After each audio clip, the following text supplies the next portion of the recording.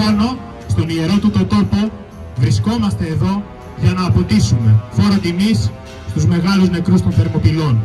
Στη θέση αυτή οι Έλληνες ανέγειραν μνημείο με το επίγραμμα «Μυριάσει ποτέ, πίδε τριακοσίες, εμάχοντο Πελοποννήσου χιλιάδες τέτορες».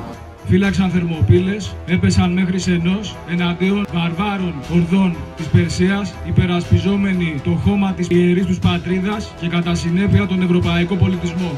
Ελλάς, Ελλάς, ήταν η Επίτας! Ελλάς, Ελλάς, ήταν η Επίτας! Εδώ ορδές Ασιατών με συνήτες μάγους υποκινητές επιχείρησαν και τότε να καταστρέψουν ό,τι δεν κατάφεραν οι Πούλων να υπονομεύσουν. Μπροστά στο μεγάλο εθνικό κίνδυνο, η φιλετική υπερηφάνεια των Ελλήνων και η εθνική ψυχή αφυπνίστηκαν. Και οι μεγάλες μάζες άρχισαν να αντιλαμβάνονται ότι η ελληνική πατρίδα δεν ήταν απλώς η καλύβα και ο αγρός, ο οικογενειακός βωμός και η ατομική εστία, το κρατήδιο και η κοινοτική περιοχή, αλλά ολόκληρη ελληνική χώρα, ολόκληρος ελληνισμός. Η αφύπνιση της ελληνικής συνειδήσεως ήταν το πρώτο και το ωραιότερο ευεργετικό αποτέλεσμα της ασιατικής απειλής. Με τη συγκλονιστική αυτή μάχη, η θυσία Σπαρτιατών και Θεσπιαίων έγινε παράδειγμα προς μίμηση, δίνοντας δύναμη στους Έλληνες για τις μάχες που θα ακολουθούσαν εναντίον των Περσών, αλλά εν τέλει και σε όλο το μήκος της ελληνικής ιστορίας. Οι Έλληνες εξάλλου, αγωνιζόμενοι σκληρά και αψηφώντας τη ζωή τους, φώνευαν τους βαρβάρους, υπερασπίζοντας τη θέση τους, χρησιμοποιούσαν τις μάχαιρες τους, τα χέρια τους, ακόμα και τα δόντια τους. Ο μοναδικός πολιτικός φορέας ο οποίος θυμάται εκείνη τη μάχη του 480 π.Χ. είναι ο Λαϊκός Σύνδεσμος Χρυσή Αυγή. Δεν θα μπορούσε να είναι διαφορετικά, διότι μόνο η Χρυσή Αυγή και οι Χρυσαυγίτες μπορούν να αντιληφθούν τη σημασία αυτής της μάχης. Σ' όλον αυτό το δρόμο, μέχρι αυτό το ιερό πεδίο, είδα πολλούς δειλούς, προσκυνημένους, ραγιάδες. Τώρα αντικρίζω ελεύθερους Έλληνες, υπερήφανους Χρυσαυγίτες. Νέα παιδιά, τα οποία έχουν πάρει την πρωτοβουλία του αγώνα στις πλάτες τους για τη συνέχιση, την επανακαθιέρωση του Λαϊκού Σύνδεσμου Χρυσή Αυγή στην κοινωνική και πολιτική ζωή του τόπου. Τι μπορούμε να περιμένουμε, ποιες πλατεές μπορούμε να περιμένουμε? Σε καιρούς δύσκολους χρειάζονται λίγοι και πιστοί, ούτε πλήθη ούτε μάζες. Ούτε οι σφαίρες, ούτε οι φυλακές, κανένας δεν λυγίζει τους εθνικιστές. Κάποιοι συναγωνιστές λίγοι, πολύ λίγοι, ήταν αυτοί που στάθηκαν και συνέχισαν τον αγώνα. Και ήρθαν οι πλατεές, ήρθε η αναγνώριση ενός κοινωνικού κινήματος, το οποίο ανδρώθηκε μέσα σε πλατείες, μέσα σε πεζοδρόμια, μέσα σε δυσμενείς συνθήκες, με έναν πόλεμο ολοκληρωτικό. Ιδού λοιπόν το σήμερα, ίδιο με το τότε, τίποτα δεν εμπόδιζε τον Λεωνίδα από το να επιχειρήσει μια τακτική υποχώρηση πριν την επίθεση του Ξέρξη. Θα μπορούσε κάλλιστα να είχε αποφύγει τη μάχη. Και είναι βέβαιο ότι οι σόφρονες, οι σοβαροί, οι μετρημένοι της εποχής εκείνης αυτό ακριβώς θα του είχαν προτείνει. Ο Ξέρκης εξάλλου, παριστάνοντας το Φιλέλληνα, έστειλε κήρυκες και ζήτησε να του παραδώσουν τα όπλα. Ο Λεωνίδας άκουσε κατάπληκτος την αξίωση και τους απάντησε με το πολύκροτο «Μολό λαβέ». Πόσες φορές συναγωνιστές και συναγωνίστριες έχετε ακούσει λόγους όμοιους από αερολογίζοντες ανθρωπάκους? Γραβατωμένοι τύποι προσπαθούν να σπείρουν την απογοήτευση και τον ραγιαδισμό στις τάξεις των λιγοστών αγωνιζομένων Ελλήνων. Συνεχίστε να τους γυρνάτε την πλάτη, συναγωνιστές, όπως κάνετε σήμερα εδώ. Γνώμη έχει ο καθένας. Το βάρος της γνώμης του όμως το έχει μόνο αυτός ο οποίος πράττει. Και σήμερα έχουμε την τιμή να είμαστε περισσότεροι από όσους ήμασταν πριν από 20 χρόνια εδώ. Δεν έχει σημασία αυτό, γιατί οι αριθμοί δεν παίζουν κανέναν απολύτως ρόλο. Ρόλο παίζει μόνο η πίστη και η αποφασιστικότητα. Και εμείς είμαστε αρκετοί για να μπορέσουμε να αλλάξουμε τον κόσμο. Δίνουμε αυτή τη μάχη και να είστε σίγουροι, συναγωνιστές, ότι θα νικήσουμε. Θα έρθει η μέρα που θα νικήσουμε. Γιατί? Επειδή αγωνιζόμαστε για το δίκαιο.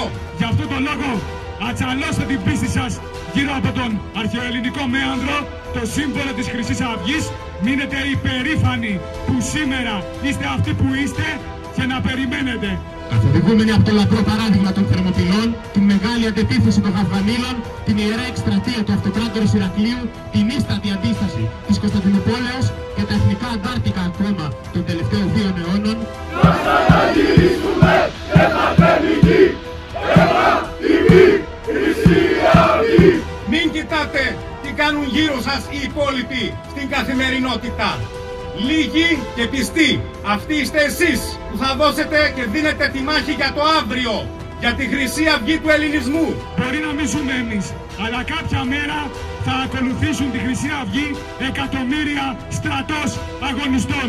Ζήτω η Χρυσή Αυγή! Ζήτω η νίκη!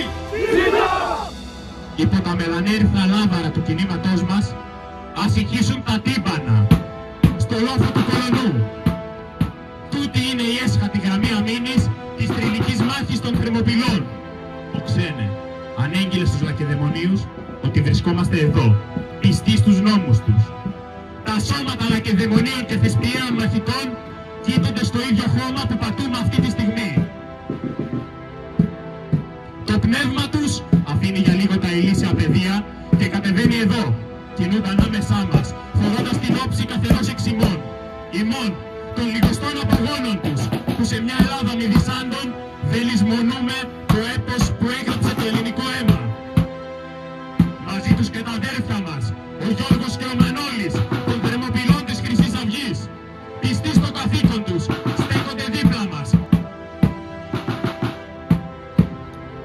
Καταθέσεις Στεφάνων εκ μέρους της Εθνικής Αναγέννησης Πολωνίας.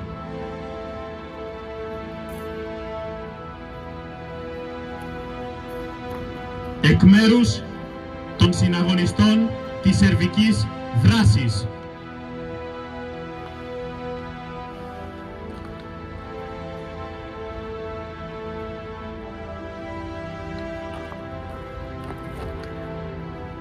Εκ μέρους του κινήματος της Χρυσής Αυγής.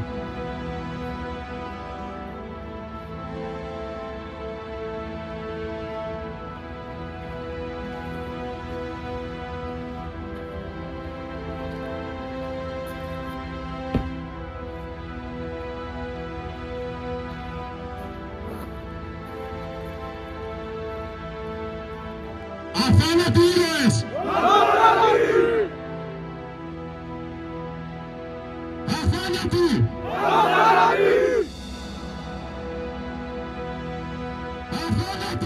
Αθάνατοι!